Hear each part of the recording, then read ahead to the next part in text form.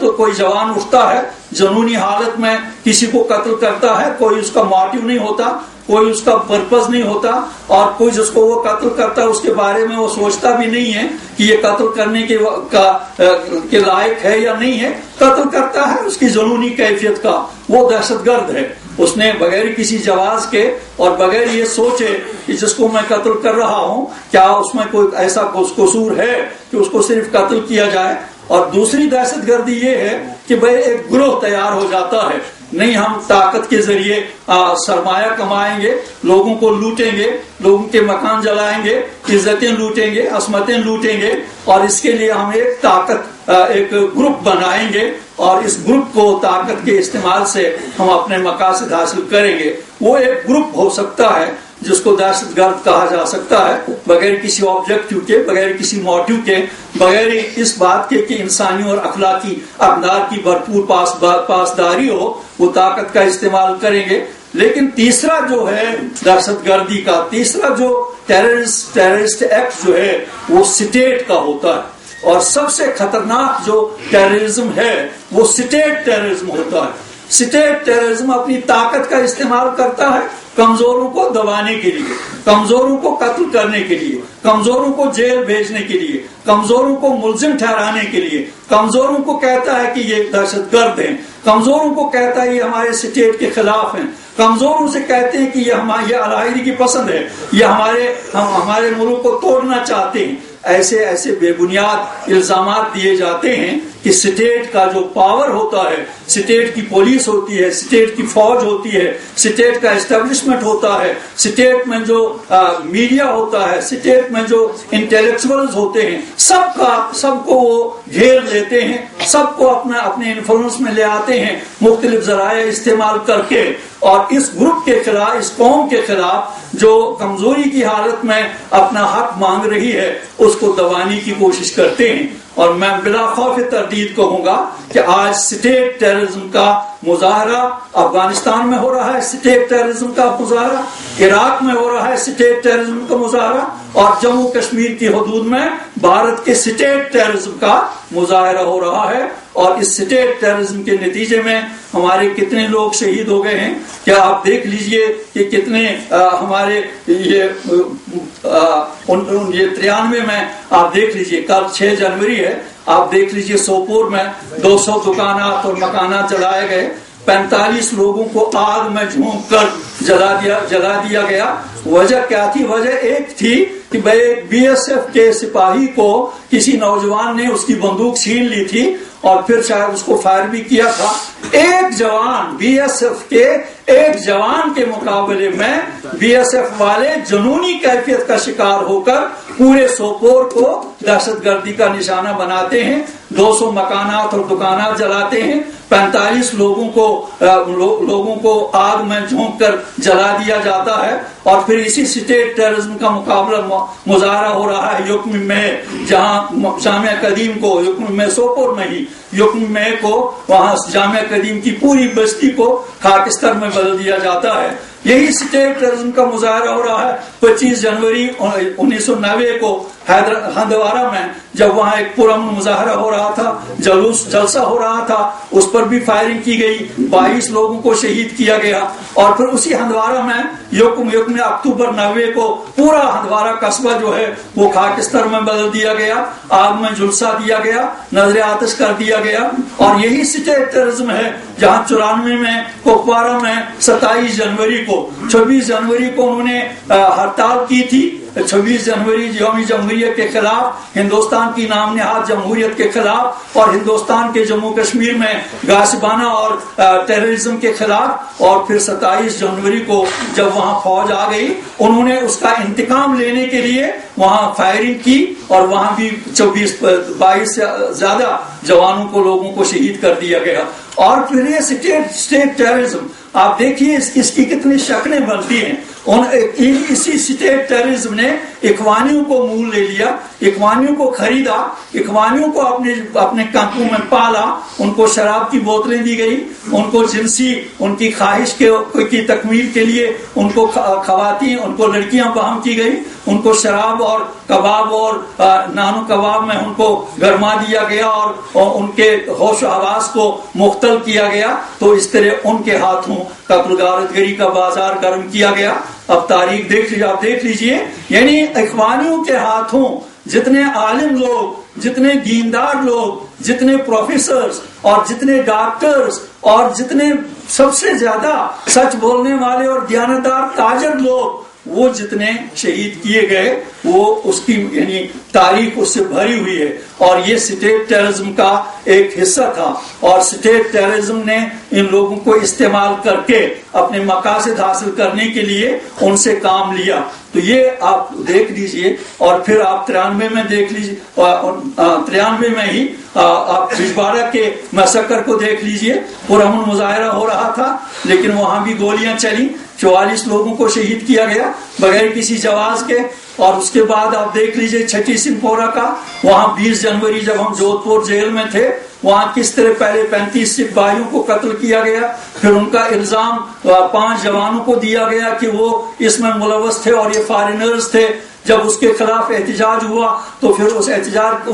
مظاہرے پر بھی فائرنگ ہوئی, 8 لوگ مارے گئے. وہ کل ملا کر 48 لوگوں کو اسٹیٹ ٹیررزم کے علمبرداروں نے قتل کیا, صرف اس لیے کہ بل کلنٹن کو وہ دکھائیں کہ یہاں کمیونل موومنٹ چل رہی ہے, کوئی آزادی کی جدوجہد نہیں ہے. وہ اس وقت دلی میں تھے. تو یہ اسٹیٹ ٹیررزم کا چہرہ جو ہے یہ بڑا خونین چہرہ ہے, بڑا بھیانک چہرہ ہے. اس کی جب آپ رودات دیکھیں گے تو خاص طور آپ دیکھیں گے جموں کشمیر کی حدود میں اس اسٹیٹ ٹیررزم کا جو چہرہ ہے بڑا گھناؤنا چہرہ ہے. اس نے چنگیز اور ہلاکو کو بھی مات کر دیا ہے. اس نے دنیا کے سارے جو مظالم اور ظالم قوتیں ہیں ان کو اس نے مات کر دیا ہے, صرف اس لیے کہ یہاں زمین پر قبضہ کیا جائے اور اس زمین پر قابض رہا جائے. آپ دیکھ لیجئے اسٹیٹ ٹیررزم کا کیا مزاج ہے. خود جو بھارت کے فوجی سربراہ ہیں وہ کہتے ہیں کہ بھائی زیادہ سے زیادہ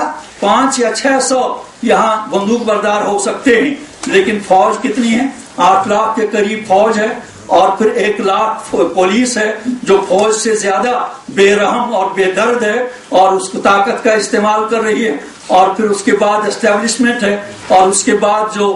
ساحری کے کرتب ہیں وہ ہیں. آپ خود دیکھ رہے ہیں کیا ہو رہا ہے. یعنی یہاں جو آپ ایک نہ صرف ڈی جی پولیس بلکہ ایک ایس ایچ او تک بھی یہ کہہ رہا ہے کہ یہاں سری نگر میں کہیں چوری کی واردات ہوئی تو اس چوری کی واردات پر وہ پریس سے کہہ رہا ہے کہ یہ چور جو ہیں یہ وہی لوگ جوان ہیں جن کو سنگباری کے لیے پیسے دیے جاتے تھے. اب ان کو چونکہ پیسے نہیں مل رہے ہیں اس لیے اب وہ چوری کا شغل کر رہے ہیں. یہ پولیس والے کہہ رہے ہیں, اور پولیس والوں کو اتنا اختیار ہے کہ یہاں کسی نام نہاد وزیر اعلیٰ کا کوئی وجود نہیں ہوتا, وہ کبھی پریس کانفرنس نہیں دیتا. یہاں پولیس کے آفیسر پریس کانفرنس دیتے ہیں, پولیس کے آفیسر سٹیٹمنٹس دیتے ہیں, پالیسی بیانات دیتے ہیں. اسٹیٹ جو پولیس کے سربراہ ہیں وہ لوگوں کو کہتے ہیں کہ ہم یہاں امن قائم کریں گے. کیسے امن قائم کرو گے؟ لوگوں کو گرفتار کر کے امن قائم کریں گے,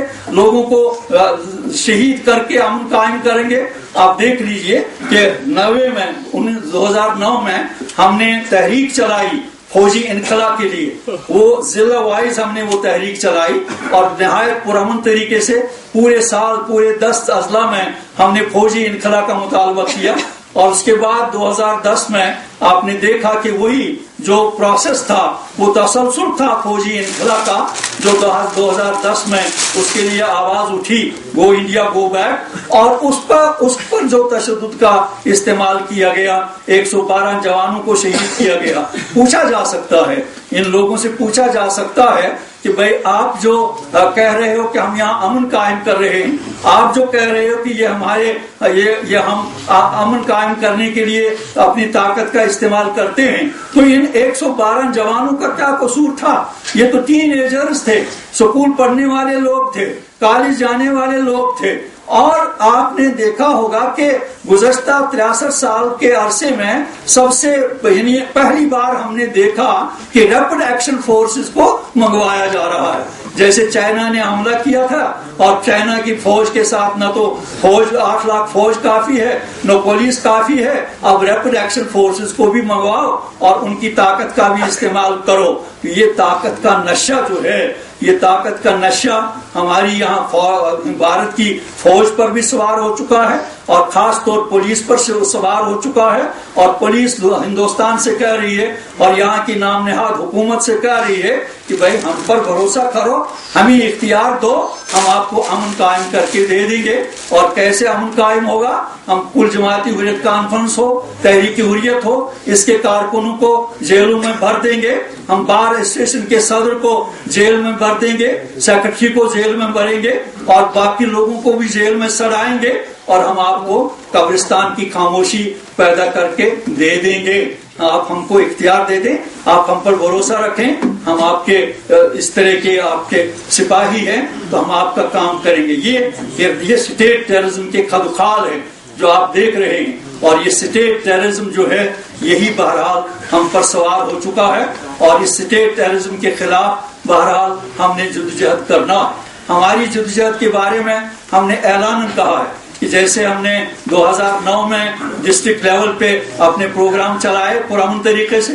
اور یہ پرامن طریقے سے اپنے پروگرام چلانا، میں آپ کو بغیر کسی مبالغے کے، بغیر کسی لاگ لپٹ کے کہوں گا کہ یہ ہماری پالیسی ہے، ہم کسی خوف کی وجہ سے نہیں، یہ ہماری پالیسی ہے، اور ہم نے بڑے سوچ سمجھ کے اپنی یہ پالیسی تشکیل دی ہے کہ ہم پرامن طریقے سے اپنی جدوجہد کو آگے لے جائیں گے، پرامن طریقے سے حق خود ارادیت کے حصول کے لیے کوشش کریں گے، پرامن طریقے سے مظاہرے کریں گے، پرامن طریقے سے سڑکوں پر آئیں گے، پرامن طریقے سے نعرے دیں گے، یہاں تک کہ کوئی اشتعال انگیز نعرہ بھی ہم دینا پسند نہیں کریں گے۔ اس لیے ہم نے بار بار کہا ہے، ہمیں ہندوستان کے عوام کے ساتھ کوئی دشمنی نہیں، ہم ہندوستان کا زوال نہیں چاہتے، ہم ہندوستان کا ٹوٹنا نہیں چاہتے، لیکن یہ جو کہا جا رہا ہے کہ بھئی یہ علیحدگی پسند ہے، ہم علیحدگی پسند نہیں ہے، ہم آزادی پسند ہے۔ ہم ہندوستان کا کوئی جائز حصہ اس سے الگ نہیں کرنا چاہتے ہیں۔ جموں کشمیر کے خطے پہ ڈیفیکٹو کنٹرول ہے ہندوستان کا، لیکن ڈی جور نہیں ہے، اس کا کوئی جواز نہیں ہے۔ عملاً ہے، ہندوستان کی فوج ہمارے سینوں پہ بوم ڈل رہی ہے، ہندوستان کی پولیس ہماری عزت اور عصمت چھیننے کے لیے گھروں پر حملہ کرتی ہیں، دروازے توڑتے ہیں، کھڑکیاں توڑتے ہیں، شیشے توڑتے ہیں، خواتین کے ساتھ زیادتیاں اور بے حرمتیاں ہو رہی ہیں، سب کچھ ہو رہا ہے، لیکن بہرحال یہ ہم جو کہتے ہیں ہم آزادی پسند ہے، ہم علیحدگی پسند نہیں ہے۔ ہندوستان کا کوئی جائز حصہ، ہم آسام کو الگ نہیں کرنا چاہتے، ہم پنجاب کو الگ نہیں کرنا چاہتے، وہاں کے لوگ کیا کریں گے، لیکن دوسرے جو ہندوستان کے جنوین پارٹس ہیں ہم ان کے بارے میں بات نہیں کرتے، ان کی علیحدگی کا مطالبہ نہیں کرتے۔ ہم جموں کشمیر کے عوام کو حق خود ارادیت دیے جانے کا مطالبہ کرتے ہیں، اور یہ جنوین ڈیمانڈ ہے ہماری، اس میں کوئی شک نہیں ہے۔ تاریخ گواہ ہے کہ ہمارے ساتھ وعدے کیے گئے ہیں، جیسے ابھی گزشتہ دنوں بھارت کے وزیر داخلہ نے خود پارلیمنٹ میں اعتراف کیا ہے کہ بھائی جموں کشمیر کا مسئلہ کیا ہے، بروکن پرومیسز، یہ تو توڑے ہوئے وعدوں کا مسئلہ ہے۔ ہم نے ان کے ساتھ وعدے کیے تھے لیکن ہم نے وعدے پورے نہیں کیے، یہی یہ مسئلہ ہے۔ اور اگر ہم بھی یہی کہتے ہیں کہ بھائی آپ نے وعدے کیے تھے، خود آپ اعتراف کر رہے ہیں کہ یہ بروکن پرومیسز کا مسئلہ ہے، ہم کہتے ہیں کہ وعدوں کو پورا کرو اور جموں کشمیر کے عوام کو اپنا حق استعمال کرنے کا موقع دے دیا جائے۔ تو یہی ہمارا مطالبہ ہے، اور یہ مطالبہ اس کے لیے جو عظیم اور بے مثال قربانیاں دی جا چکی ہیں، میں کتنی قربانیاں گناؤں آپ کو، بہرحال کنن پوشکارا کورا کا